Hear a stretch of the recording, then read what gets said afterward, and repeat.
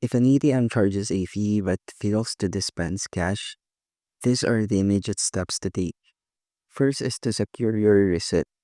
If the ATM produces a receipt, keep it as it contains crucial information like the ATM's location, ID number, date, and time.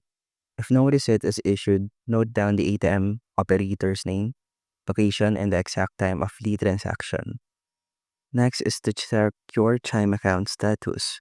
The transaction might initially show as pending or a temporary debit in your Chime app.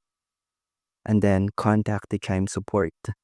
If the funds are not returned automatically within a day or two, or if you were charged an incorrect fee, call Chime's customer support line, and then you can also contact support through the Chime mobile app. And make sure that you provide the transaction details. Be prepared to provide your account details and the specific information about the failed transaction. And that's how you can fix if your Chime ATM fee has been charged, but the withdrawal failed. And thank you for listening.